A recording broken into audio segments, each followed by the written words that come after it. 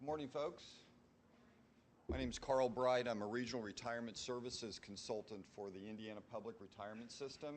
I've been kindly asked to come down here today to present to you the noted changes that have come out over the last couple of months or so in regards to the pension as well as the annuity, and then really answer questions you might have specifically both on the PERF and TERF side. Please note, folks, there are PERF employees in here and there are TERF employees, so I'm going to have to go back and forth with some different slides and addressing the changes that impact each one of the parties and the like.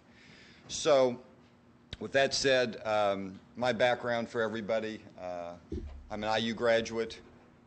There's got to be one in the crowd, right? Yeah. I got my MBA from the University of Indianapolis. I'm a graduate of the College of Financial Planning. I've been with PERF for 6 years. Basically what I do is I give workshops, I give updates in regards to changes associated with your pension plans and the like, and then from time to time I do meet with individuals and assist them with their applications, options available to them both on the pension as well as the annuity. But with that said, I'm here really to talk about the effective changes that have been announced over the last couple of months, and I'm sure that folks have heard of these changes. Unfortunately, what I found out over the last couple of months is that somebody tells somebody to tell somebody, and by the time it gets back to the first person that started whatever was said, it's a completely different story. So hopefully I'll dispel some of the rumors and not start any rumors today, right? Okay. So first of all, folks, these changes were originally announced to happen July 1 of 2014.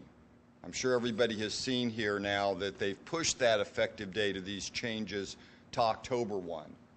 So essentially, they're giving you another 3 months to make an educated decision in regards to what you're going to do, both on your pension as well as your annuity, or overall retiring under either the PERF side or the TERF side. So on the PERF side, I'm going to start with it first, and then I'm going to work over to the TERF side, okay? So what they basically said that is if an individual retires after the effective date of October 1 of 2014, that means that you have to leave service before the end of August, because essentially if you leave service before the end of August, your first day retirement would be September 1 if you left October 31, correct? If you worked in September, your first day of retirement would be October 1. That means these changes go into effect. So it's pretty important that folks keep in mind this August 31 date if you do plan on going out, leaving service, retiring. And what they said on the PERF side was that if you do not leave before this effective date, you're probably going to see a decrease in your pension payment of 1%, or potentially an increase in 4.4%. Now, folks, I understand the 1% because people are living longer and they're making these changes to essentially solidify the plans.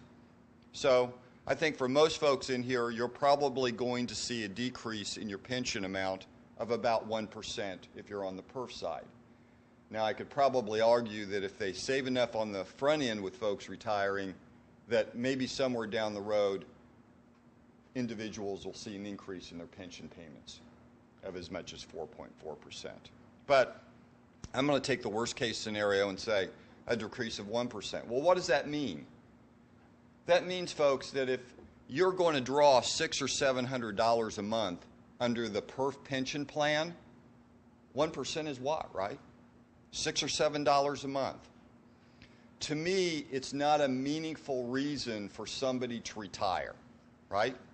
Now, some individuals will argue that, well, Carl, $6 or $7 a month over a year, $94. If I live 30 years, $3,000. It adds up, right? But from my standpoint, I don't think it's a meaningful reason for somebody to leave service. Along with the pension reduction, they announced that they were going to look to outsource the annuitization piece. That's where you combine the pension and the annuity together to get the higher payment to an outside private company. And when they said outsourcing and to a private company, basically told me that folks that retire after this effective date, you're going to see a reduction in regards to the amount of income that you'd receive on the annuity savings account or on your annuitization. And right now, for most individuals that I meet that are retiring from the PERF side, they're essentially earning anywhere from 9 to 9.5% on that annuitization piece.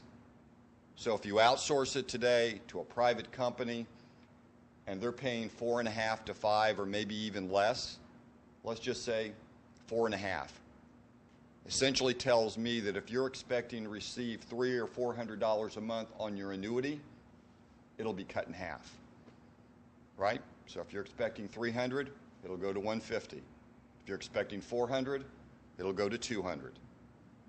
But there's always a but, right?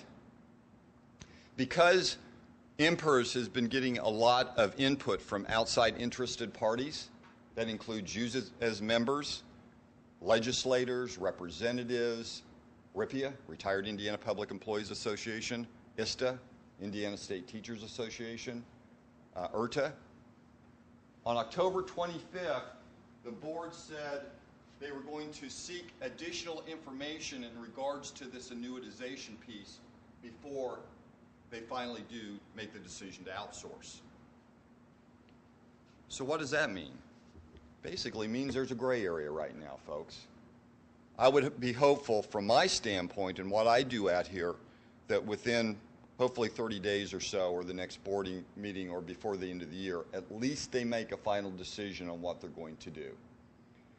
Personally, I think the date's going to stick, October 1, because I think they pushed the date once. I can't imagine they're going to push it again. I think the pension reduction is going to stick. The annuitization piece is the piece that's kind of a gray area. So what I'm telling folks to do before you make any knee-jerk reaction in regards to retiring, leaving service because of these changes, wait until everything is written in stone. And specifically, come to a workshop. Like this afternoon, I'm giving a workshop at 1 o'clock on the PERF side, 5 o'clock on the TURF side. I'm going to explain these changes in more detail to give people an illustration of what those changes might be.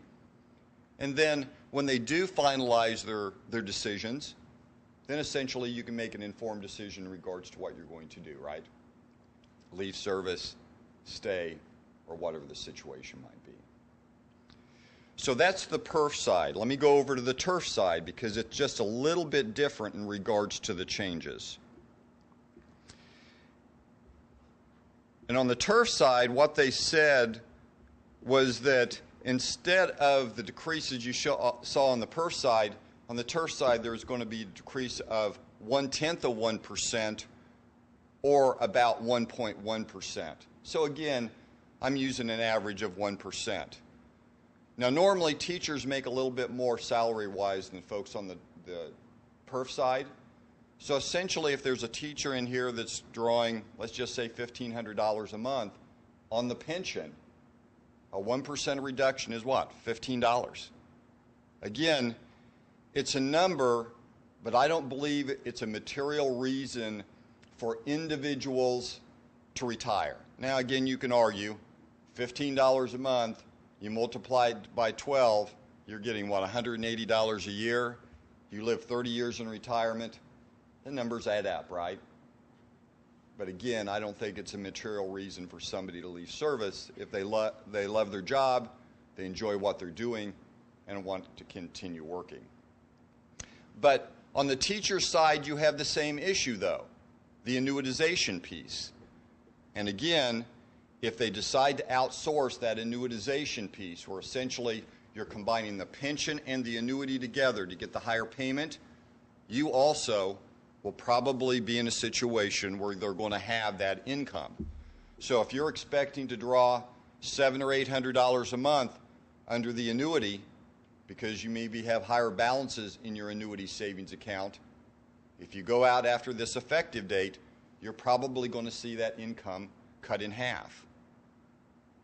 But again, as I mentioned on the PERF side, I think it's very important that folks gather all the information that they can before you make the decision to leave service, right? Come to a workshop, Go to the PERS website, gather all the information specific to any news items that come out.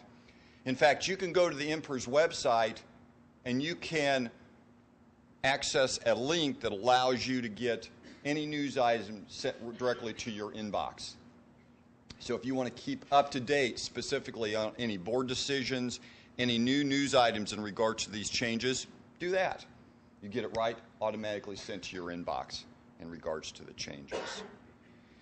And with that said, I'm just going to give you just a quick illustration on the PERF and TERF side in regards to the changes, because this is really going into things I would give in the workshop. But on the teacher side, this is an illustration of your benefits, estimates of what you would receive. So if you take a look at the pension piece or the pension amount, and if you go out after that October 1 and you use a 1% reduction in the payment, if I was going to draw $1,660 a month on the pension, it means my payment's going to drop about $16.60, right? You can kind of intuitively look at what that payment might be. And then on the annuity, it's the second column. It's the income on the annuity amount. So if I took at A2, the straight life, I'm going to draw $340 a month income off the annuity. If I go out after that effective date, that income probably will drop to $170 if they proceed on in regards to outsourcing to the private sector. And the same thing can be used on the PERF side